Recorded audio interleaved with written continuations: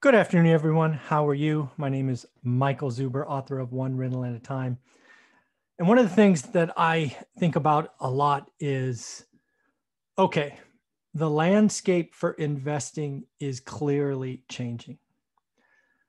Not only the risks are getting higher given prices, not only, lending is getting tighter and harder, but really the powers that be and the federal government are, to use my term, attacking success, right? If you sacrifice, invest, do the things that we've, been told are hard, they're coming after you.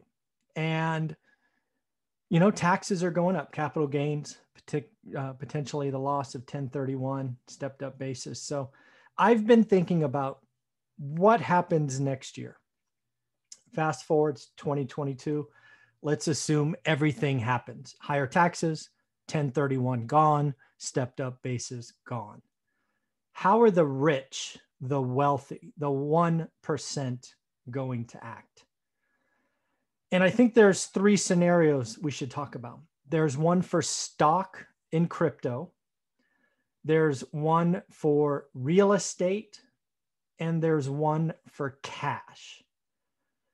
So I want to go through each of those three individually. I want to set the stage for you. And I want to talk about what I think happens. Again, the assumption here is capital gains taxes are now total, say, 53%. We're going to say the 1031 exchange is gone entirely. It doesn't exist. Why give real estate a special benefit? Let's take it away. And let's assume the stepped up basis is gone as well. So what might that look like? So let me bring it up because, again, I think there are three things that we need to think about. So let's make this a little bigger. So again, what happens? Higher taxes, loss of 1031, no stepped up basis, all that stuff I've just talked about. So here are my three examples. Let's assume that you bought Bitcoin. Let's say you bought 1 Bitcoin or 10 Bitcoin or 100, whatever it is. And your desire, because you think Bitcoin is kind of long in the tooth, already had a lot of run, and you want to move that capital into Ethereum, right? You want to sell a Bitcoin for, say, 60,000 and you want to buy Ethereum at 4,000. What might that look like, right? What would happen in that case? So that's one thing. Number two, we're going to say, you know what? You bought a house. You bought a house a while ago. It was cheap. You've remodeled it. You had tenants left of their own. Then you remodeled it and you want to sell it to an owner-occupied buyer, right? We have an affordable housing problem. So you want to help solve that, but you're going to take your equity and you're going to move it into a small apartment building. Again, if you've read our story, which is in this wonderful book on Amazon or Audible, you will see that we did that a lot in 06, 07. So that's another thing. And then the third one is, okay, you have some cash right now that normally you might invest, but you're looking at 2022, different risk profile, different things going on. So what might you do with your cash right now? So this is what I think is going to happen in all three instances. So if you have Bitcoin and say you bought it at 6,000 and you want to sell it at 60,000 and buy Ethereum at 4,000 because you think Ethereum, and this could be Tesla, this could be Apple, this could be Google, it could be anything. You want to sell a high-priced stock or crypto and buy another high-priced or another asset on stock or crypto. I don't know about you, but if I was sitting with a single Bitcoin at, say, 60,000 and I had made, I don't know, $50,000 because you bought it at 10, it's worth 60.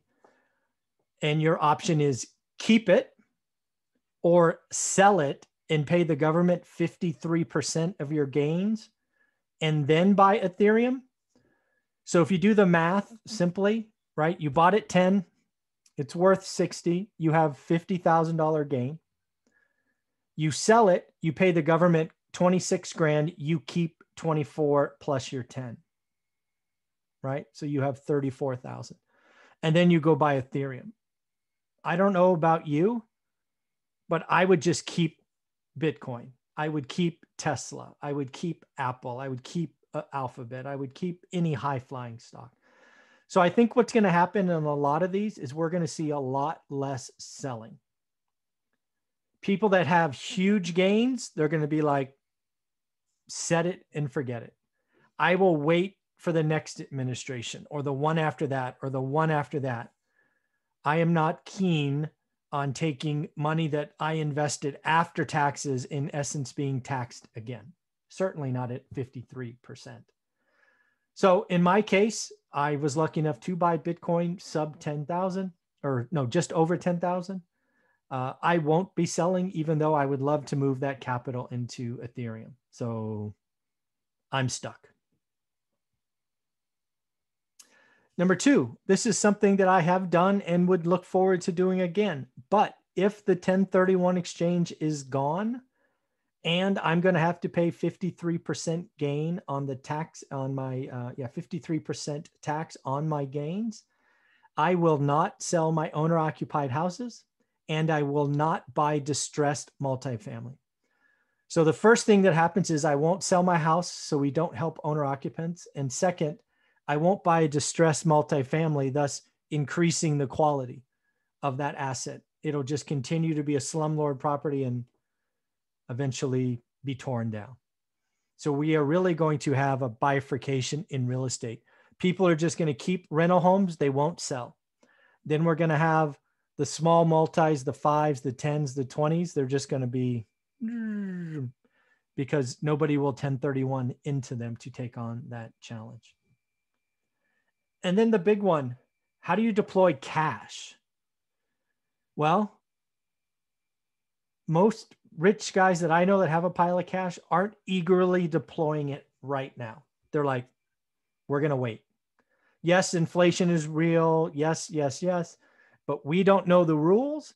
And we think if the rules change, the risk profile next year will change. So we may demand a higher return on our cash next year. So we're going to have a lot less cash deployed by the 1%.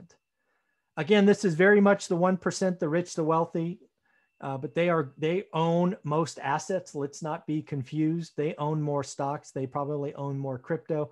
They may own more real estate. And what we're going to see in this situation is the rich hold assets longer.